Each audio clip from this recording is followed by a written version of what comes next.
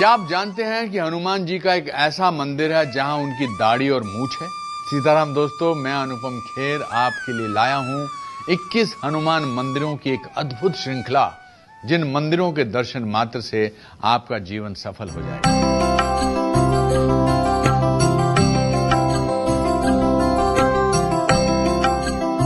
आज हम बात करेंगे राजस्थान में स्थित सालासर हनुमान मंदिर की, जहां की अखंड धुनी भक्तों के सब कष्टों का निवारण करती है। आज से लगभग 275 वर्ष पुरानी बात है। एक ब्राह्मण थे जिनका नाम था मोहनदास जी। उनकी बहन कानीबाई सालासर में रहती थी। काल की दृष्टि ऐसी हुई कि जब कानीबाई का पुत्र 5 वर्ष का था, तब उनके पति परलोक सिधार गए और वो विधवा हो गई। तब उनके सबसे छोटे भाई मोहनदास जी उनके पास सालासर में रहने लगे और कानीबाई के बेटे के साथ खेतीबाड़ी संभालने लगे। मोहनदास जी बचपन से ही हनुमान जी के अनन्य भक्त थे। वो हल चलाते समय भी हमेशा सीताराम हनुमान गाते रहते थे। कहते हैं कि हनुमान जी मोहनदास जी की भक्ति और प्रेम से इतने प्रसन्न हुए थे कि वो अपनी पूंछ से उन्हें छाया दिया करते थे। हनुमान जी अक्सर मोहनदास जी के साथ कुश्ती खेलने आते थे। वो सिर्फ मोहनदास जी को ही दिखते थे।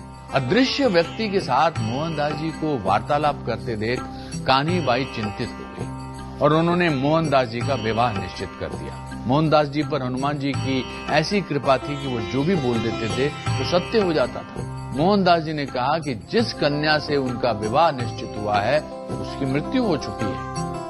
किसी ने भी उनकी बात नहीं मानी, पर जब उनके परिजन उस कन्या के गांव गए तब उसकी अर्थी वहां से जा रही थी। इस घटना के बाद कानीबाई ने फिर कभी मोहनदास जी से विवाह करने के लिए नहीं कहा। मोहनदास जी को सबसे पहले हनुमान जी के दर्शन एक दाढ़ी मूछ वाले साधु के रूप में हुए थे, इसीलिए वो उसी रूप में पुनः हनुमान जी के दर्शन चाहते थे।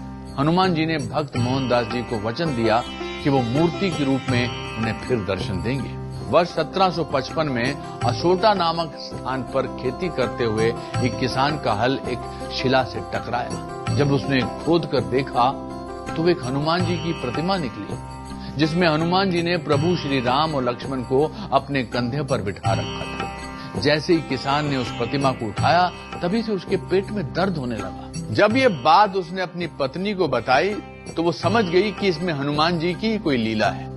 उसने तुरंत हनुमान जी की शिला को चूरमा का भोग लगाया और जैसे ही उसने भोग लगाया वैसे ही उसके पति के पेट का दर्द ठीक हो गया। जब ये बात आसोटा के राजा को ज्ञात हुई तो वो हनुमान जी की उस शिला को अपने महल में ले आया। उसी रात हनुमान जी उसके सपने में प्रकट हुए और उसे आदेश दिया कि उन्हें अपने परम भक्त मोहनदास जी के पास सालासर में ले चले। उसी रात हनुमान जी ने मोहनदास जी को भी स्वप्न में दर्शन दिए और उनसे कहा कि वो शीघ्र ही मूर्ति रूप में उन्हें दर्शन देंगे और उन्हें शिला के बारे में बताया। राजा ने शिला को बैलगाड़ी पर भेजा और वो बैलगाड़ी वर्तमान सालासर मंदिर के स्थान पर आकर रुक गई।